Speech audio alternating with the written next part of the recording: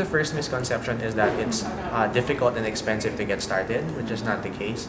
Everybody needs to start off somewhere, and there are companies such as ourselves that have done this over 2,000 times with different establishments. We can guide you through the entire process, and all it takes is just 5,000 pesos in 5 days. You can get your loyalty program up and running.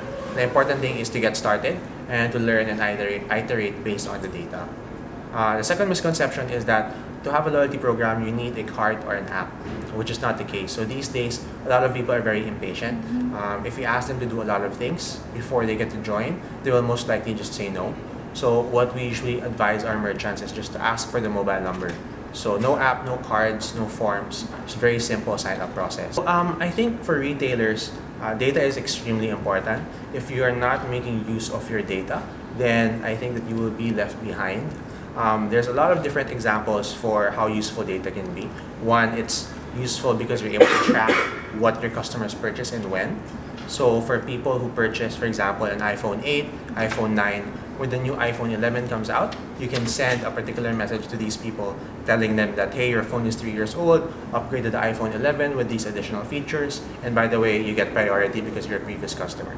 That's one, right? So with data, you can also identify weekday and weekend patterns. If a customer buys during the weekends, most likely they're purchasing near their house.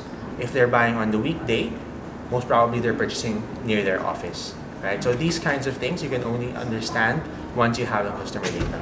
I think data privacy in the last couple of years has been given additional attention by both the consumers and the media, right? Because of a lot of the issues in the US. So locally, we have our Data Privacy Commission that has set rules for both consumers and data collectors. I think it's fine as long as the merchants abide by these rules, ask for proper consumer consent, and enable the customer to opt out should they need to do so.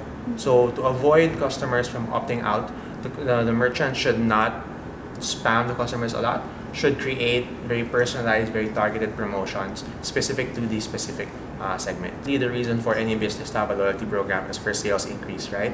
But that's at the end of the equation. Even before that, the first thing you'll need to think of is engagement. So without engagement, no matter how good your loyalty program is, if nobody is using it, there's no point, right? So to increase engagement, you should remove customer friction. Make it as easy as possible for them, and then you get your customers engaged. Once you get them engaged, you get them to transact, you get them to spend, you start collecting data. So you mine this data, and then you use this data to create audiences, to create segments, and then to create specific campaigns for these segments. And that's when you start to see the ROI and the ultimate sales lift afterwards. So it's a long process.